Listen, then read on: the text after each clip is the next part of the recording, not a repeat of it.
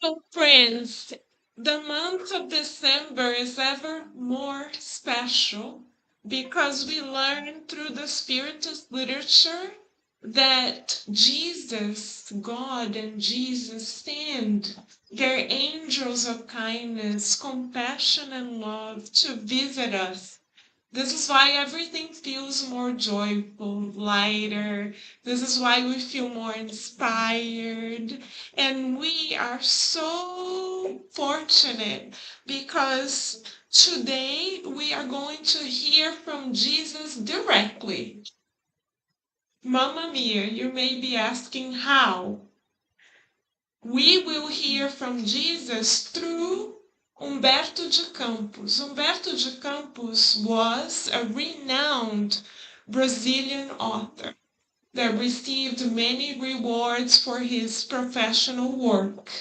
As he discarnated, he committed to no longer write to entertain, but write to enlighten, to inform us of the values that count through immortality. How did he do that? As he discarnated, he was invited to attend the school of the gospel. Did you know that in the spiritual realm it is possible for us to attend such a school?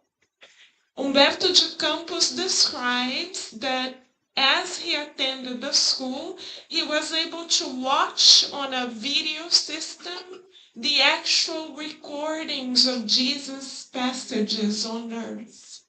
So it's like he had a TV, and for lack of a better term, and he was able to see Jesus firsthand. So he kindly for us selected 30 episodes of the life of Jesus that he literally observed and watched firsthand. And through the loving and kind mediumship of Chico Xavier, he brought these 30 episodes of Master Jesus's real life experiences in the book entitled Good News, in Portuguese, Boa Nova.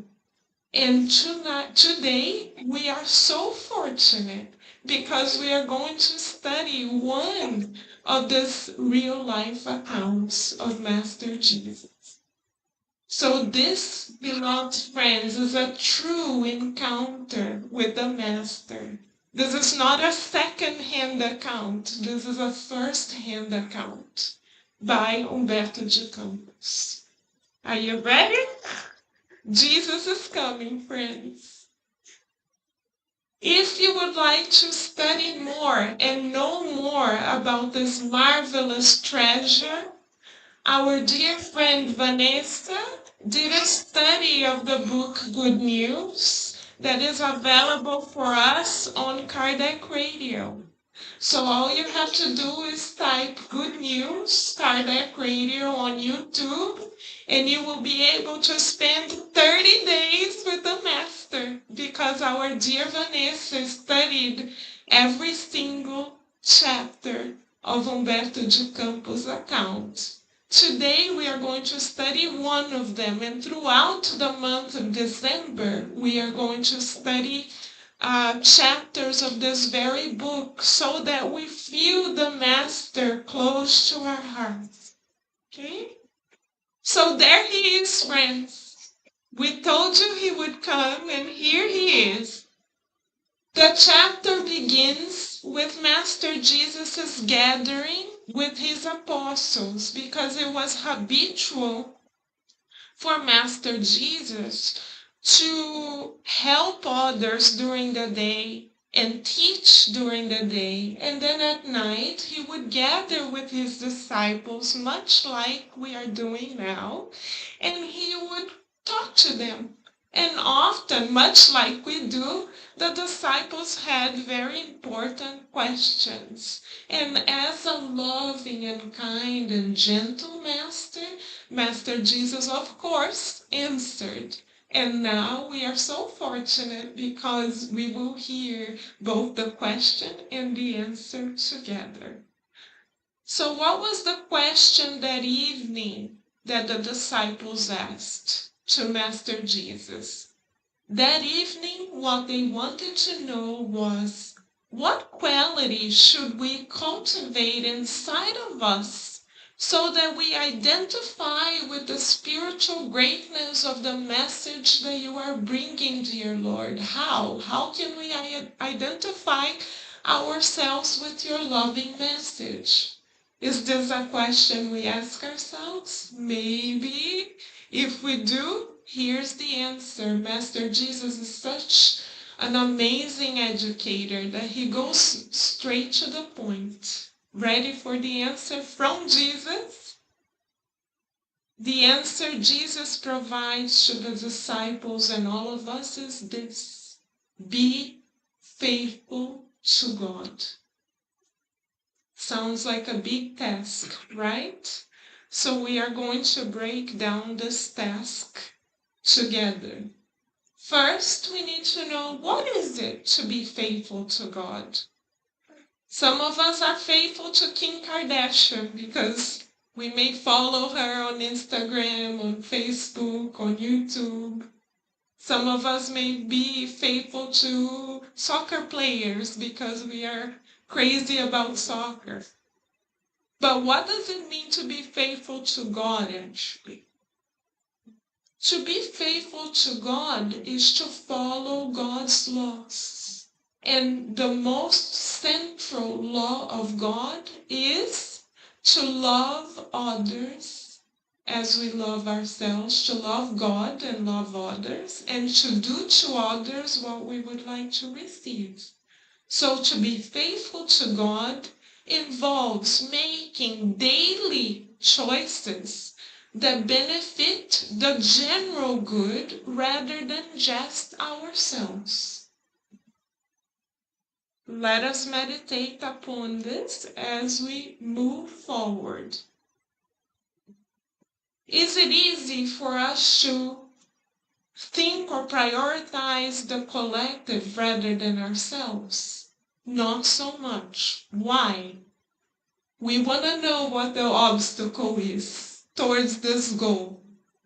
Thankfully, in question 785 of the Spirit's book, Kardec asks the illuminated spirits working with the Christ what this obstacle is. Why is it that though we are reincarnated by the grace of God, it's hard for us to embrace God's proposal? Why? Kardec wanted to know. Thank you, Kardec, for asking, because we also want to know. And the answer by the illuminated spirits to Kardec and all of us is, it is selfishness and pride, self-interest. Because often when we do the math of our relationships, We say to ourselves, yeah, I will be friends with this person because they can help me later. I will be kind to the boss because they will give me a promotion.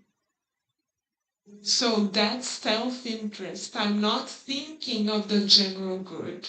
If I were kind to the boss, for example, because I wanted to be kind for the sake of being kind, fine.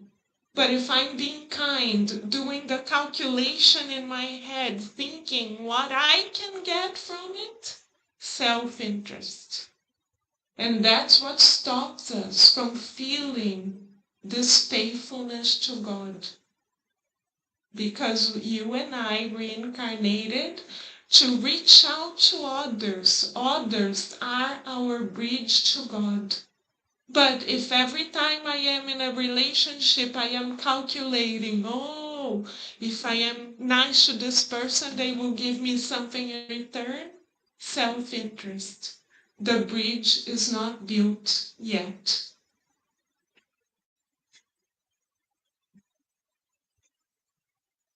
And then because Jesus knows that we tend to prioritize our self-interest in the level that we are on earth still, he tells the disciples that the pleasures of the world tend to demand a very high and painful price from us. So let us think about this. Many times we hear from our friends and colleagues, oh, let's go for a happy hour. If we are women, we are often invited to a girls' night out, right? Often we say, oh, we have done so much, we just need to relax. Or we think, I'm at my home, I can do whatever I want. Yes, we can because we have free will, absolutely 100%. But if we go out drinking, what are we actually doing to ourselves? We are paying a very high price. Why?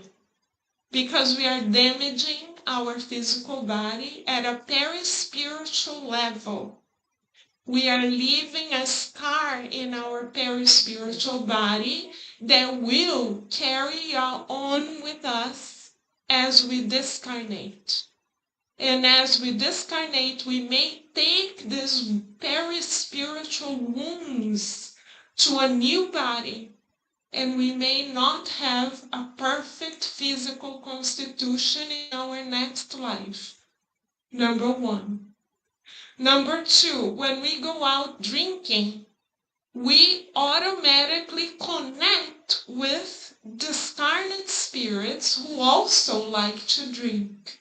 On Wednesdays, when we do our mediumistic meetings here at the Spiritual Society of Virginia, more often than not, spirits who are addicted to alcohol come to our meetings, saying that they don't want to let go of the incarnates that give them pleasure.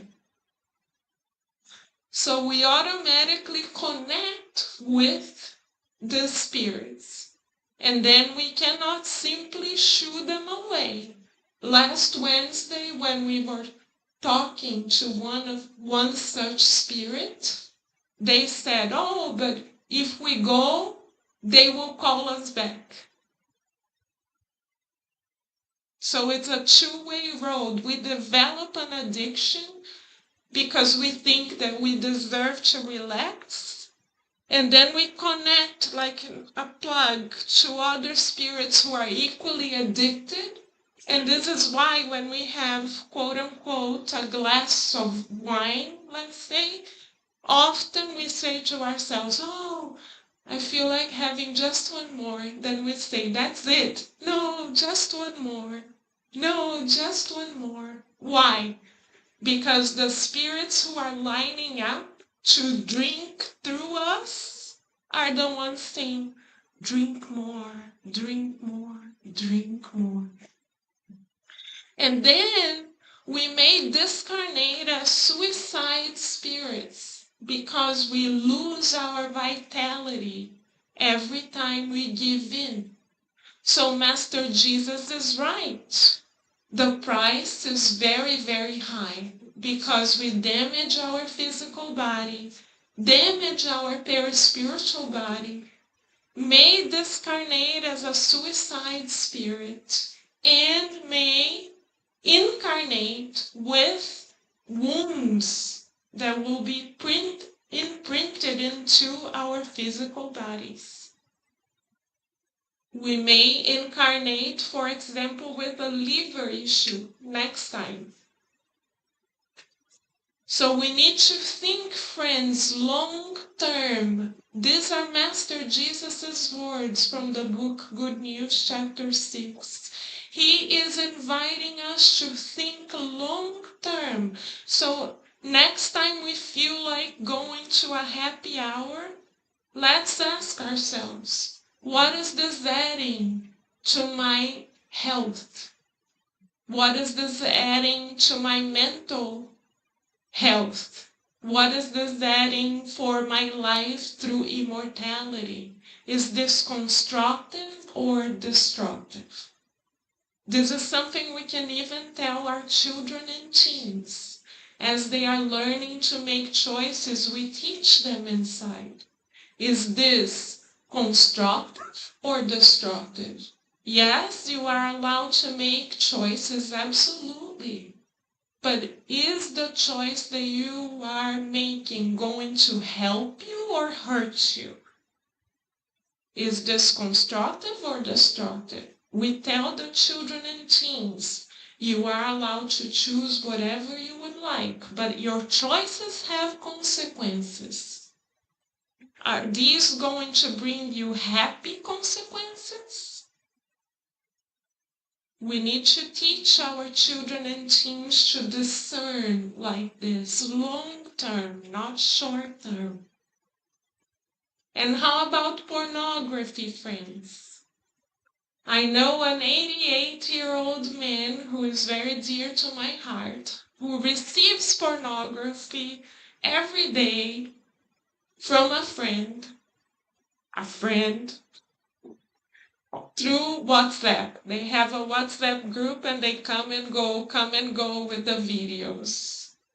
How common is that? How many of us feel like we need to distract ourselves in this way?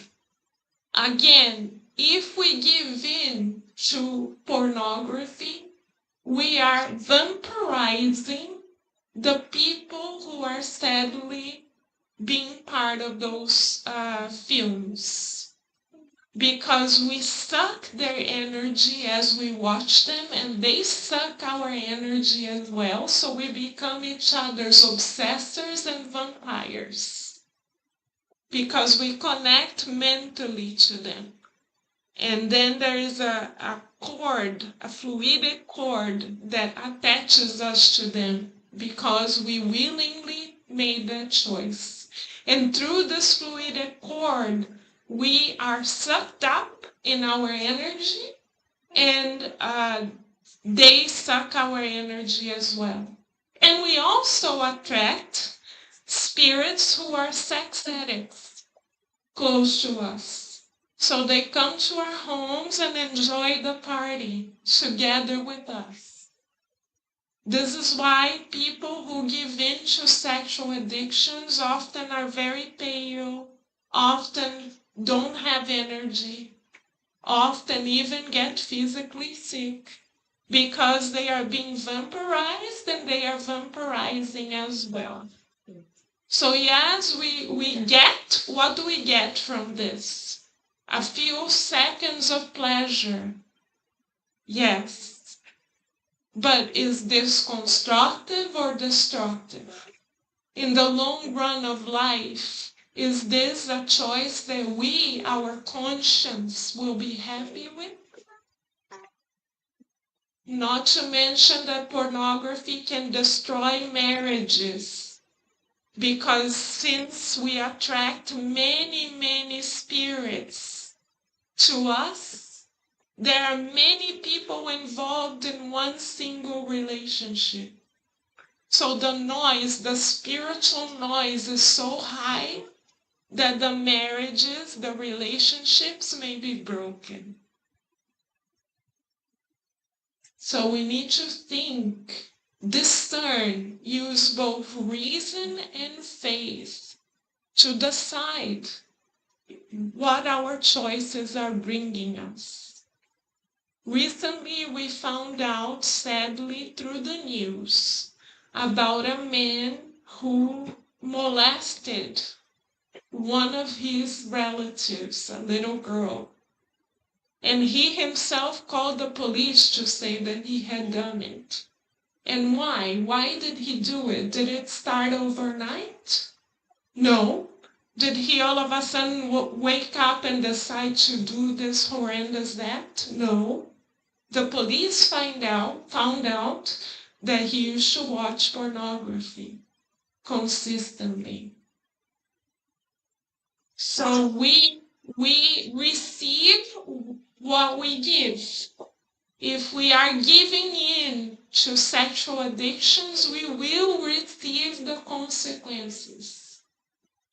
So taking Master Jesus' words to heart, friends, let us come to understand it's Jesus' words, it's not our words, that the pleasures of the world tend to demand a very high and painful price. That man, thankfully, is in jail. But he transformed his life because of that choice. We are pretty certain that this was not Master Jesus' or God's plan. The plan from God is never to punish, always to love. So let us think about the choices that we are making, friends, and ask ourselves, is this something that will lead us to being at peace? Does this benefit the greater good or just myself? Also, when we drink and watch pornography, give in to sexual addictions, we are being selfish because we are focusing only on ourselves. No one benefits from it. Self-interest prevents us from progressing, friends. So what can we do? Good question, right? What can we do?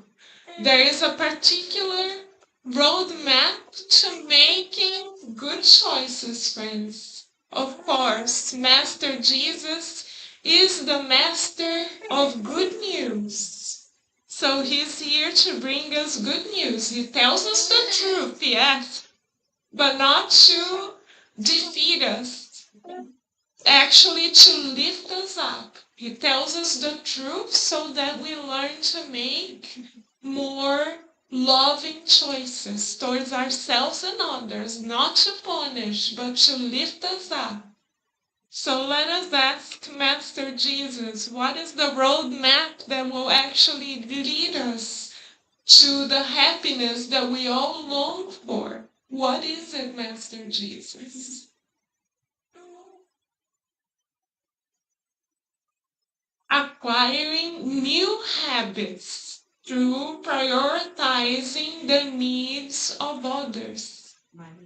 So rather than, for example, getting home and thinking only about myself, I'm tired, I worked so hard, this is it, this is my time, forget about everything else, I prioritize the needs of others. I am hungry, I will cook for someone else. I am tired, I will make sure the other person rests first. I need help, so I will find someone that needs even more help than me, rather than thinking about myself and throwing a pity party. I will reach out to someone. I could make a phone call. Let's say I'm feeling sad today for some reason. Rather than wallowing and crying and staying stuck, I will call someone and say, hey, how are you? And I will listen to someone else's problems And as I make this effort, I heal myself. Our issue, friends, on earth is that our divine math is contrary to God's math. God's math is we have reincarnated to love God and love others. But the math that we are taught in our society is take care of yourself first. You come first. You need to rest. You need to relax, etc. We hear this all the time, even when we see commercials. I was watching Netflix yesterday and I was paying attention to the commercials. And the commercials were all about vacation, all about taking care of ourselves alone. Not to say that vacations are wrong, but we have not reincarnated to fulfill our wings. We have reincarnated to reach out to one another. So every day I need to make this effort because this doesn't come naturally to us on earth yet. So I will have to sacrifice my own needs in order to meet the needs of others. So instead of resting, I will call someone who needs a listening ear. Instead of eating first, I will cook for others. Right, friends? Instead of wanting people at my work to help me, I will reach out and help them. See how opposite it goes with what our society tells us? We, beloved friends, will be misfits if we do this. We will be considered crazy because we're going against societal norms, so to speak.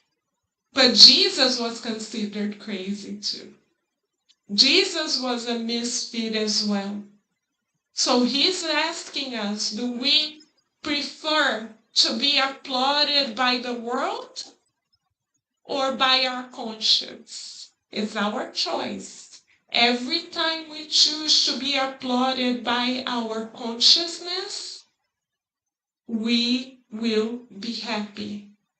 But not the passing 5-minute happiness, the eternal happiness. So it's up to us. And how do we acquire new habits? By making ourselves useful all the time. Even when we sleep, friends, we can acquire new habits. We can pray to our guardian angels and say, please take us to the school of the gospel. Please take us to the clinics in the spiritual realm. Please help us to help. Teach us to help. And they will. So even as we sleep, we can be useful. But we need to remember why we are here. We are here to be faithful to God, not to our friends, not to our girl night companions, not to Kim Kardashian, with all due respect, but to God, again, to God. So the central question that we would like to leave everyone, including ourselves, with today is this. Are my choices only benefiting me, or are they also benefiting the collective? Even when we are at home with our families, we can choose to benefit the collective. If we put the needs of our family first, before our own. I'm tired, yes, but who isn't? That's the question. So if everybody who is tired decides not to do anything, then the family crumbles. Yes or no? Yes. So being in a family is a good exercise to get out of ourselves. But we are not reincarnated, friends, to only love our blood-related family. We are reincarnated to expand our hearts because we are divine in nature. We are children of God. God didn't make us, create us just so we love five people. God is inviting us to expand our hearts. So every day, dear friends, let's have Jesus as a model and expand our hearts. It could be with a person who we buy coffee from. Actually see the person. It could be the person in an elevator. Talk to them. It could be our co-workers. Talk to them. It could be any person because everybody is a child of God. Let us expand our hearts.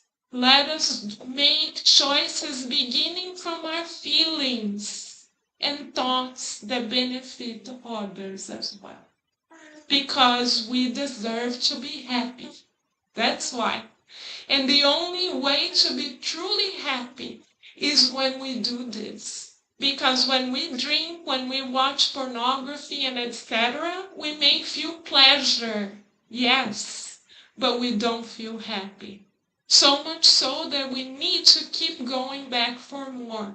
We become dependent and not happy. Jesus' invitation is for us to become happy. And the pathway to happiness, the bridge to happiness is the other, reaching out to others. So let us allow Master Jesus to inspire us as we prepare ourselves for the next moment of our session today. May Master Jesus be very close to our hearts, inspiring us to open our hearts all the more to everyone around us.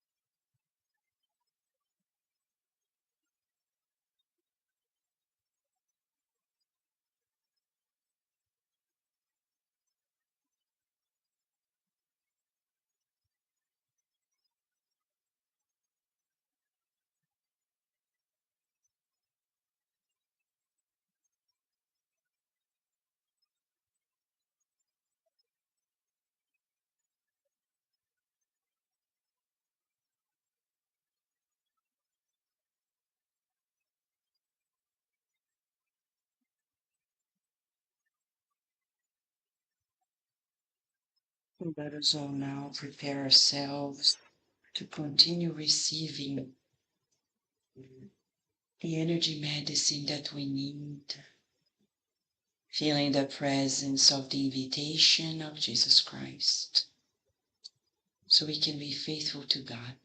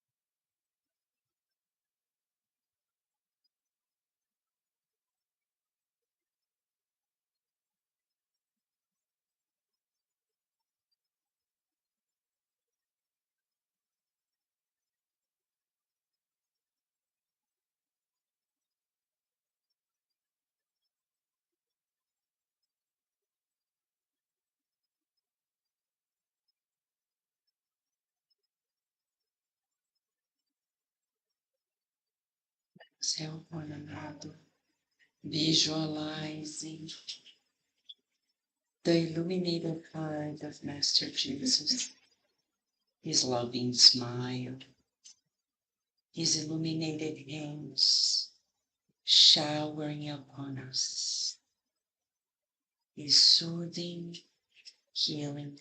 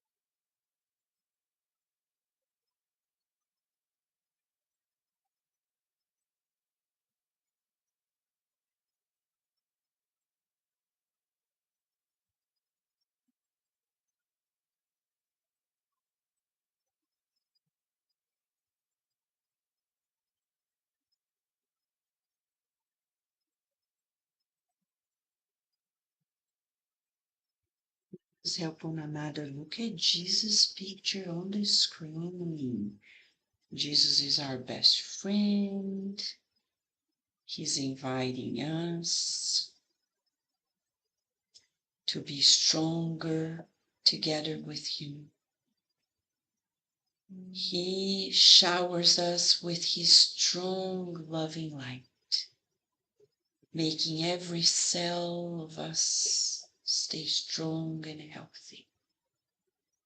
We breathe in and out and feel protected by his love.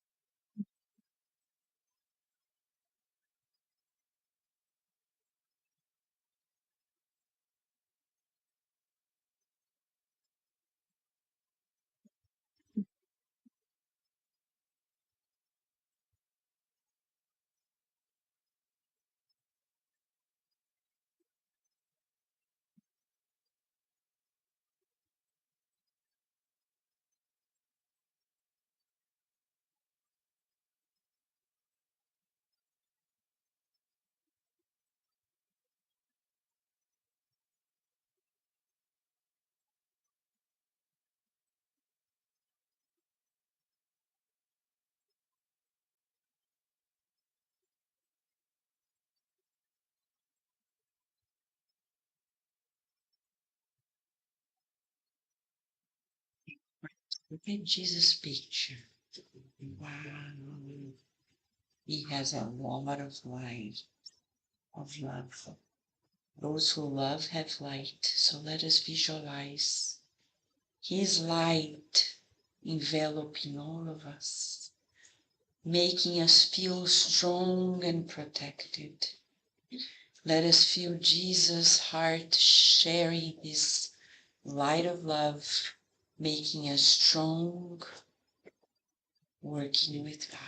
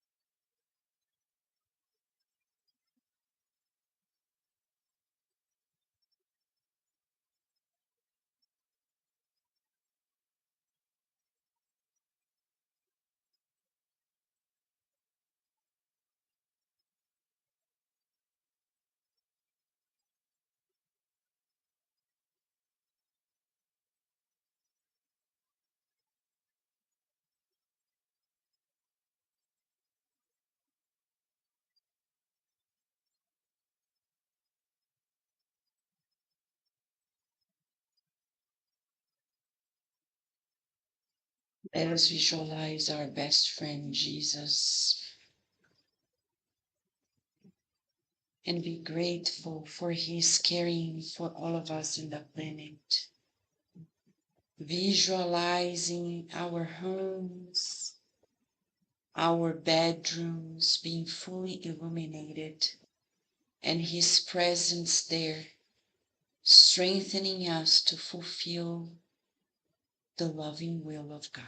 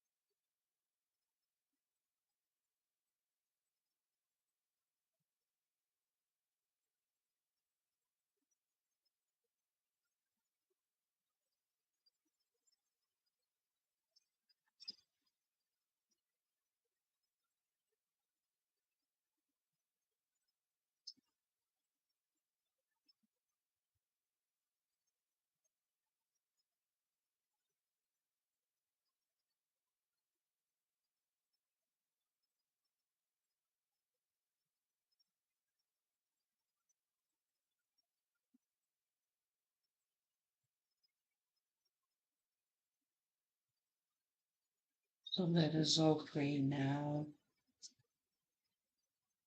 Stay there, let us all now, wherever we are now, stay there to pray,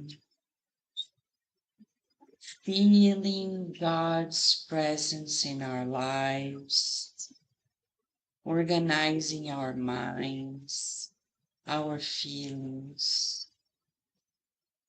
Dear God, we're deeply grateful, always, for renewed opportunities. May today we focus on what you are proposing to us, to love and to care. And may during this week we be more faithful to you than we've ever been, applying ourselves in our daily duties, transforming them into opportunities of light, so we are stronger for future commitments in this journey to your light in immortality. Deeply grateful, we ask for your permission to close this educational therapeutic service, and so be it. All right, friends. If you have any question, any comment, come talk to us, okay? We're not in a rush to go. We wish you a beautiful week and hope to see you next week. It's going to be very interesting. All right? Thank you, friends. Yeah. You're going to say no? Yeah.